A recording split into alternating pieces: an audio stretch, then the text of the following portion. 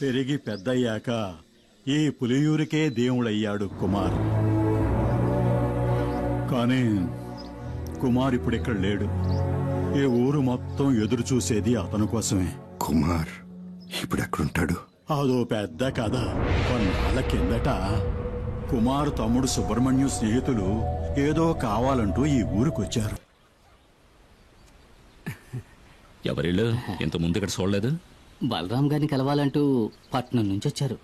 నేను ఇతను సుబ్రహ్మణ్యంకి ఫ్రెండ్స్ అన్నా. నిజమా? రండి తమ్ముళ్ళు, లోపలికి రండి.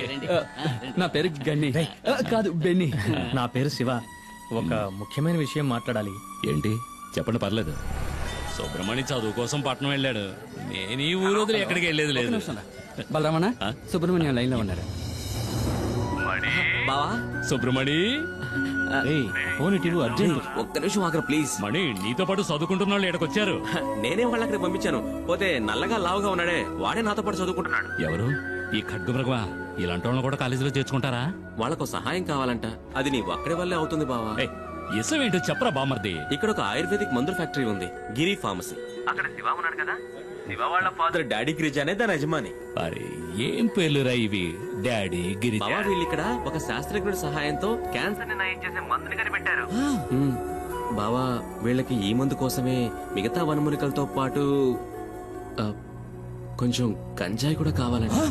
గంజాయా? బావా మెల్లగా. ఈ మందు తయారైతే అందరికీ మంచిది బావా. నాకు ఆ ఫ్యాక్టరీలో మంచి ఉద్యోగం కూడా దొరుకుతుంది. డాడీ గిరిజ గారు నాకు ప్రామిస్ చేసి చెప్పారు. ఓడికి మంచి జరుగుతుందంటే ఈ బలరాముడు దేనికైనా తెగిస్తాడు. ఎందుకంటే మణి సంతోషంగా ఉంటే కుమార్ సంతోషంగా ఉంటాడు. కుమార్ సంతోషంగా ఉంటే ఈ బలరాముడు కూడా సంతోషంగా ఉంటాడు. ఈ అడవిలో సకల రోగాలకి మందులు ఉంటాయని చెప్తూ ఉంటారు.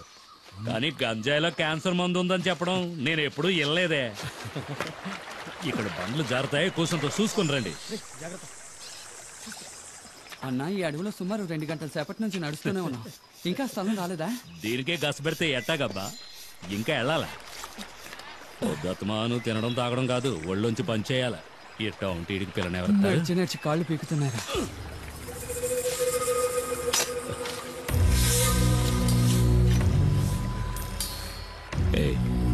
నేను ఎస్ఎం చెప్తే భయపడవుగా? భయమా? నాకా?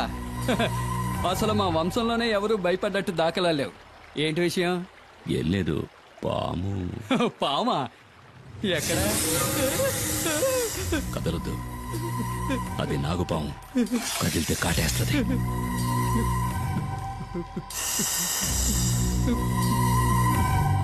దాన్ని కొట్టి చంపేయండి. చంపాలా? ఎందుకు? పావు ఏం పాపం చేసిందయ్యా? అడవనేది పావులకి, పురుగు పుట్రకి, మృగాలకి సొంతం. ఆ ఉన్న చోటికి మనం రావడమే తప్పు. నెమ్మదిగా ఇంట్లో వాళ్ళందరినీ అడిగినట్టు చెప్పు. పాపం అయ్యా, అది సంటి బిడ్డ. ఏదో చుట్టాలతో మాట్లాడినట్టు మాట్లాడుతున్నాడు. ఇదిగో దీన్ని తీసుకుని మా వెనకైనా.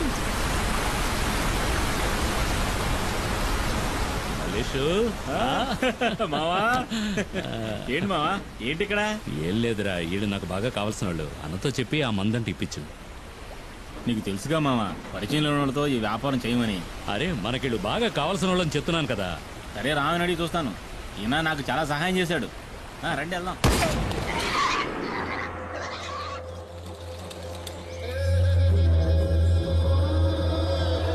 వీడు చెప్పడమే కాకుండా మీ డీలింగ్ నాకు బాగా నచ్చింది. రిస్కో ఓడల ద్వారా సింగపూర్, అక్కడి నుంచి అంటే యూరప్. ఏదో మా సింహాద్రి చెప్పాడు కదా అని ఒప్పుకున్నా. కానీ ఈ ఒక్కసారే సరుకు సప్లై చేస్తా. నాకు 2 వారాల టైం కావాలి. 2 వారాల? మొక్కలు బాగానే ఎదిగినాయి. కోసి ఎండేసి ప్యాక్ చేయడమే. సరుకుని పులియూరుకి తీసుకొచ్చి చేరుస్తాం. ఆ పైన రిస్క్ మీదే. కూసంత తొందరగా నడవండి అయ్యా, పొద్దుగూకేలోగా అడవిని దాటేయాలా. అయ్యో, వచ్చిన దారిలోనే మళ్ళీ వెనక్కి వెళ్ళాలా?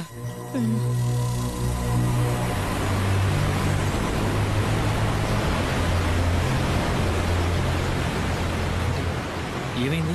కొండవాగు పొంగి పొల్లుతోంది. మనం చింతపల్లి రూట్లోనే వెళ్ళాలి, వేరే దారి లేదు. మాట్లాడుకున్నారా? అరే త్వరగా రండి. ఏంటన్నా టెన్షన్ పడుతున్నావు? చింతపల్లి అడ్డ రోడ్లో 2 వారాలుగా పులి తిరుగుతోందట. ఎంతవరకు 5గురిని చంపేస్తున్నారు. అడ్డ రోడ్లో పులి తిరుగుతుండడం వల్ల ఎవరికి కంటి మీద కొనుక్కు లేదు. అది గనక ఊళ్ళోకి వచ్చిందంటే కుమార్ తప్ప జనాన్ని ఇంకెవరూ కాపాడలేరు. ఊళ్ళోకి వచ్చిన పులి గురించి కుమార్కి ఎలా తెలుస్తుంది? ఈ అడవిలో వేరే పుల్లు కూడా ఉంటాయి కదా. ఈ అడవి గురించి బొత్తిగా నీకు తెలియక ఇలా మాట్లాడుతున్నావు. ప్రతి పులికి అడవిలో దానికంటూ ఒక పరిధి ఉంటుంది. ఒక పులున్న పరిధిలోకి ఇంకో పులి రాదు. అవి సంగమించే సమయంలో తప్ప. చేయందుకో. అయితే పుల్లున్న అడవిలోకి మనం వెళ్ళేది? కొండవాగులు దాటడానికి ఇది తప్ప వేరే మార్గం లేదు. చీకటి పడేలోగా దాటేయాలి. రా, త్వరగా రా. రండి రండి.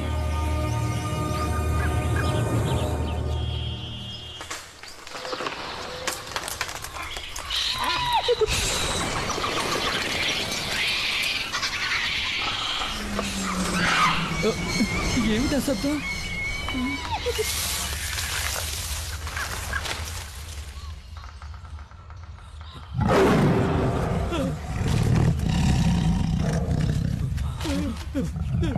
పరిగెత్తండి, పరిగెత్తండి, పరిగెత్తండి.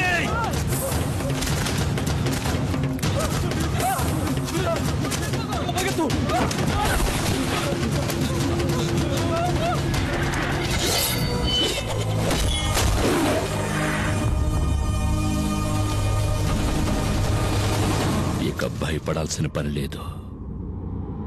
వేటగాడొచ్చేశాడు.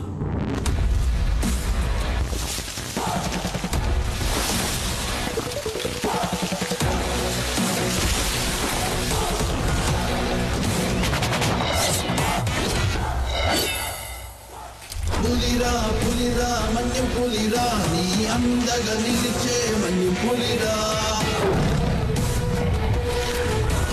ఆపద అంతే ఆగడురా, విడు చెడునే చీల్చే మన్యం పులిరా.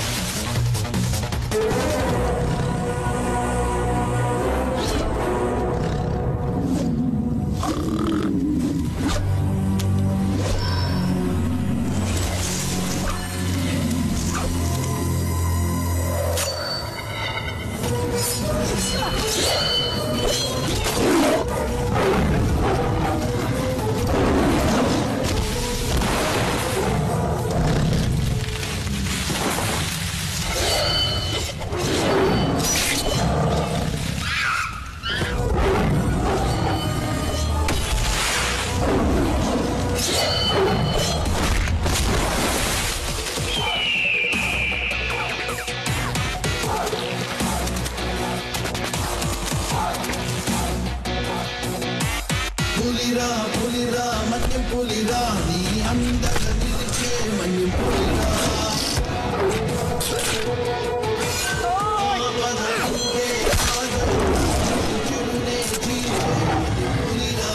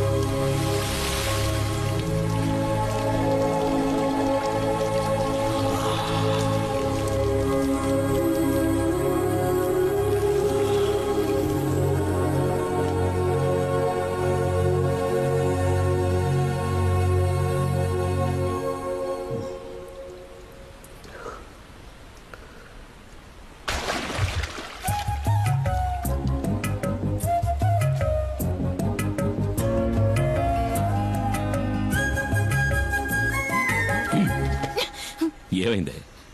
ఎందుకు అలా బొంగమూత పెట్టావు? పులియూరులందరికీ బాగా తెలుసు పులిని వేటాడాక తలస్నానం చేస్తావని. ఏమీ తెలియని అమాయకుల్లా నటిస్తావు.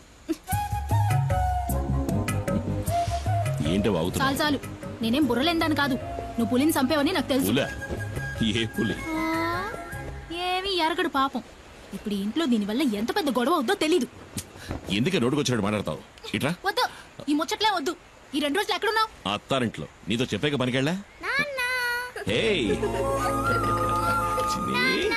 ఇంకోసారి పులిగోళ్ళు చర్మం దొరికాయని ఫారెస్ట్ ఆఫీసర్లు ఇంటికొచ్చి అడిగారనుకో, అప్పుడుంటది నా చేతిలో నీ పని. నాకు తెలియదా ఏంటి నీ కోపం ఎంతసేపు? ఏయ్, ఎందుకే వచ్చేలాగానే కసుబుస్సుమంటావు? మన చిన్ని ఇంకా ఎన్నాడని ఒక్కతే ఆడుకుంటుంది. గిలి కుమార్. నాన్న నిన్ను అమ్మ గిలి కుమార్ అని అంది. అనని మీ నాన్న గిలి కుమారా పులి కుమారా అని మీ అమ్మకి బాగా తెలుసు. ఏంటి సరసం పిల్ల ముందు? నాకు తెలుసు నువ్వు పులి కుమారువే.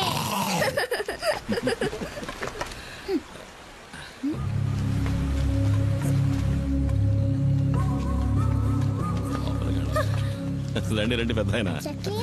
చిన్ని మళ్ళీ వచ్చింది చూసావా? ఆడుకో. ఏంటి పెద్ద ఆయన అందరు కలిసి వచ్చారు? చింతపల్లిలో మేమందరం నిద్రపోయి చాలా రోజులైంది. ఈసారి పులి 4 చంపేసింది. మమ్మల్ని కాపాడడానికి నువ్వే రావాలి. నువ్వు కాకింకెవ్వరూ లేరు. నువ్వేం దిగులు పడక పెద్ద ఆయన. చింతపల్లికి వచ్చిన పులి ఇంకెవరిని చంపదు. ఈ కుమారు మాటిస్తున్నాడు. ప్రాణభయంతో అడవి ప్రజలంతా జపించేది నీ పేరే. నువ్వంటే అంత నమ్మకం. నువ్వు ఆ దేవుడిచ్చిన వరానివి మాకు. ఏంటి పెద్ద ఆయన ఎందుకు పెద్ద మాటలు? ధైర్యంగా వెళ్ళండి. ఈ కుమార్ ఇక్కడ ఉన్నంత వరకు అడవిలోంచి వచ్చే ఏ పులి ఎవరిని చంపదు. నన్ను నమ్మండి.